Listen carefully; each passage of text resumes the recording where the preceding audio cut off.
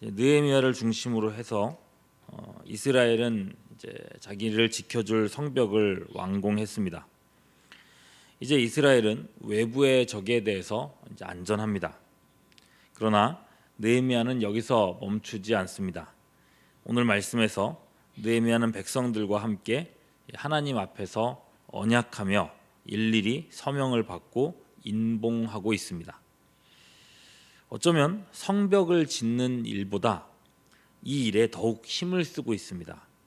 어제 말씀드렸던 것처럼 공동체를 위협하는 것은 외부의 적이 아니라 내부의 타락이기 때문에 그렇습니다. 성벽만 있으면 안전할 거다. 여러분, 그 아니라는 생각이 이스라엘을 무너뜨렸던 겁니다. 엘리 제사장 시대 때 딱 그런 일이 있었죠. 이스라엘이 블레셋과 불리한 전투를 하고 있을 때에 백성들은 하나님의 언약궤만 가지고 오면 이길 수 있을 거라 생각했습니다. 그들의 마음은 하나님께로 돌이키지 않은 채로였습니다.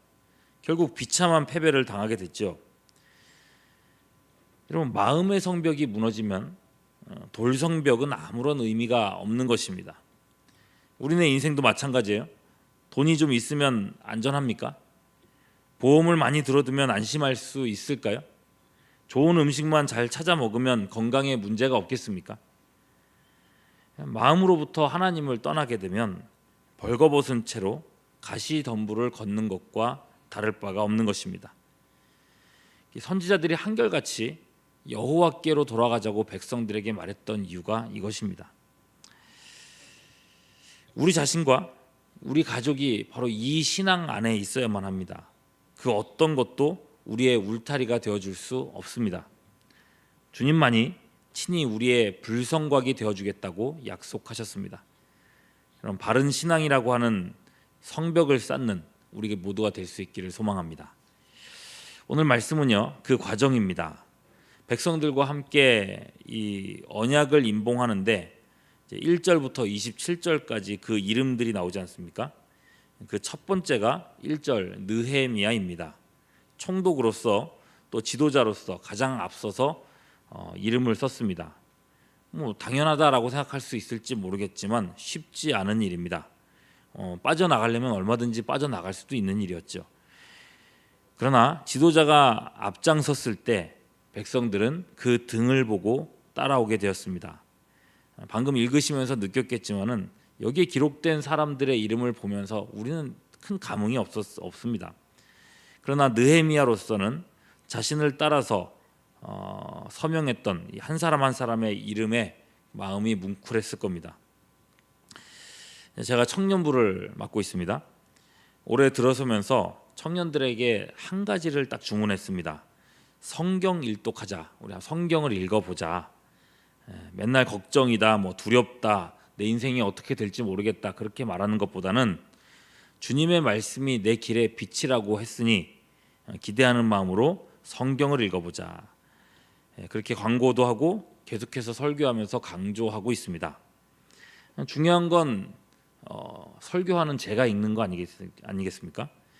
목사로서 항상 읽고 있지만은 청년들에게 보여줄 뭔가가 필요했습니다. 그래서요, 이 연초에 밤에 거의 잠을 안 자고면서 맹렬하게 성경을 읽어서 주보 성경 일독 명단에 보시면 1번으로 제 이름이 올라가 있습니다.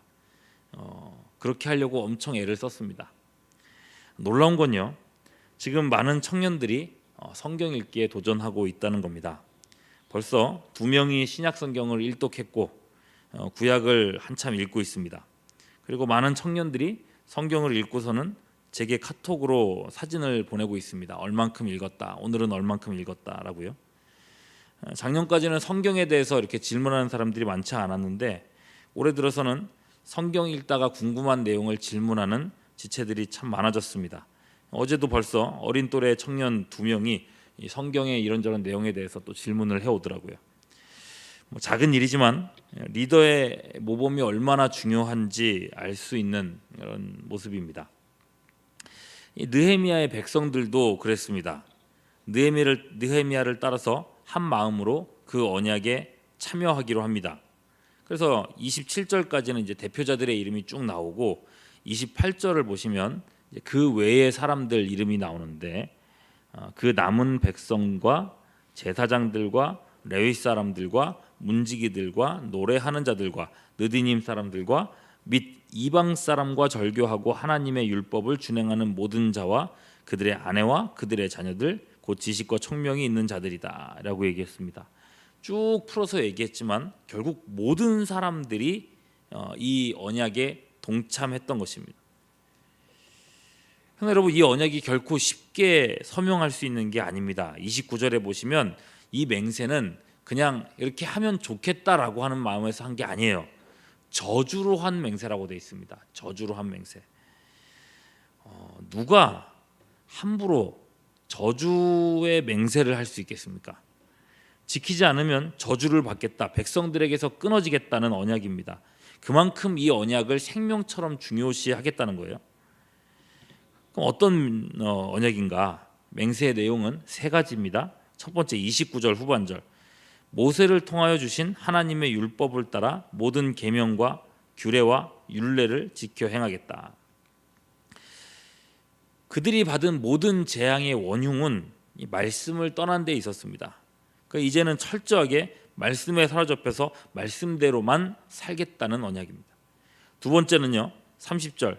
이방인과 혼인을 하지 않겠다 합니다.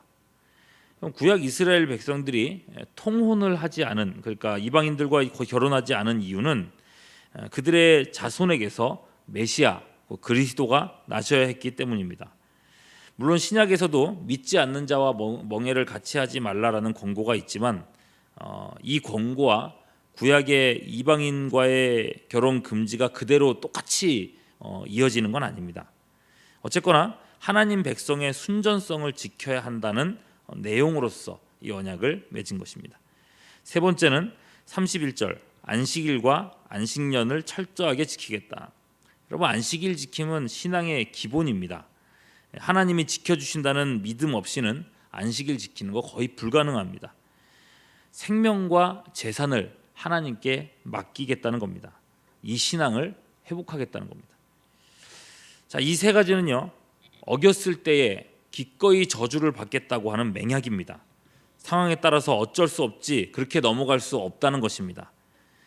상황을 넘어서는 우선순위입니다. 자, 이것을 지킬 때에 교회는 순수성과 공동체성을 지킬 수 있었다는 것입니다. 자, 이렇게 맹세에 서명을 했을 때에 아마도 백성들의 마음은 뜨거워졌을 겁니다. 하나님께 대한 헌신과 사명감으로 다시 한번 타올랐을 거예요. 그래서요, 32절 보시면 백성들은 스스로 규례를 정합니다. 누가 시키지 않았다는 거예요. 스스로 정한 규례, 그 첫 번째는 32절 33절입니다. 각기 세겔의 3분의 1을 수납하여 하나님의 전을 위하여 쓰게 하자. 제사를 위해서 쓸 성물과 성전 기명들을 채우게 하자라는 것입니다. 여러분, 성전 중심의 공동체 아닙니까? 성전의 사역이 계속되게 하기 위해서 모든 사람이 물질적인 책임을 다 하겠다고 하는 것입니다. 그리고 두 번째 규례는요, 34절. 제사장, 레위인, 백성 할 것 없이 모두가 제비를 뽑아서 번제 제물을 태우기 위한 나무를 공급하자. 나무를 자르고 그것을 옮기는 일, 하루 종일 불을 때우고, 그리고 큰 행사가 있을 때는 많은 나무들을 태워야 했기 때문에 그 일도 보통 일이 아니었던 겁니다. 앞에 말씀에서는 물질적인 헌신이었다면 이 말씀은 노동으로서 헌신입니다. 그야말로 물질과 힘을 다해서 공동체를 지키겠다, 이 성전 사역을 지키겠다고 하는 것입니다. 세 번째 규례는요, 35절부터 말씀이에요. 잘 살펴보시면 모든 제물들, 하나님께 바치는 제물들의 첫 번째 것에 대해서 강조하고 있습니다.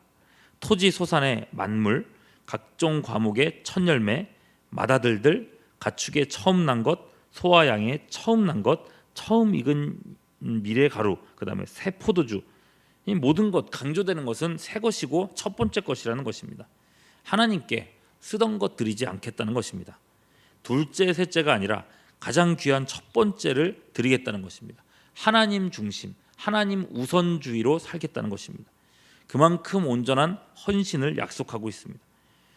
그리고 마지막 네 번째는요, 11조입니다. 성전에서 11조는 성전 봉사자들과 일반 백성들 간에 평균케 하는 제물입니다. 레위인들은요, 다른 일을 하고 살지 않기 때문에 백성들의 11조로 먹고 삽니다. 백성들이 11조를 내지 않으면 레위인은 이곳에 남지 못한 채 먹고 살기 위해 흩어질 수밖에 없습니다. 사사기에 그런 말씀이 잘 나오고 있죠. 결국 레위인이 없어지게 되면 그 영적인 손실은 모든 백성들이 고스란히 당할 수밖에 없습니다. 온전한 11조를 회복하겠다. 물론 11조 받은 레위인도 마찬가지예요. 38절 보시면 레위인도 11조에 자기가 받은 그 11조에 또 10분의 1을 다시 뗍니다. 그리고 39절 보시면 39절 중반절 보시면 성소에 그릇들을 두는 골방 곧 섬기는 제사장들과 문지기들과 노래하는 자들이 있는 골방에 두라. 그렇게 해서 제사장의 생활을 책임지고 39절 뒤쪽 말씀처럼 하나님의 전을 버리지 아니하여 성전을 유지하고 성전 중심의 삶을 살겠다는 다짐이요 헌신이라는 것입니다. 자, 느헤미야의 모범으로 시작된 이 거룩 운동은 이제 백성들의 자발적 헌신으로 이어졌습니다. 느헤미야로서는, 지도자로서는 너무나도 기쁠 수밖에 없는 일입니다. 느헤미야를 필두로 해서 모든 백성들이 이렇게 함께 헌신했을 때에 강력한 영적 성벽이 이스라엘에 세워질 수 있었던 것입니다. 교회 가까이에 새로운 아파트 단지가 생겨나면서 또 전도에 대해서 또 교회 부흥에 대해서 다양한 기대가 생기고 있습니다. 여러분, 우리가 꼭 기억해야 될 것이 있다면 신축 아파트가 교회를 부흥시켜 주는 게 아닙니다. 멋진 건물과 좋은 시설이 필요는 하지만 그게 꼭 필수는 아닙니다. 정말 필요한 것이 있다면요, 오늘 느헤미야와 백성들이 그러는 것처럼 내부의 성벽을 든든하게 세우는 것입니다. 모든 성도들이 바른 믿음 안에 서는 것입니다. 오늘 느헤미야와 백성들의 헌신을 보시면서 이 일에 마음을 모으고 마음을 쏟는 우리 모두가 될 수 있기를 주님의 이름으로 축원합니다. 기도하겠습니다.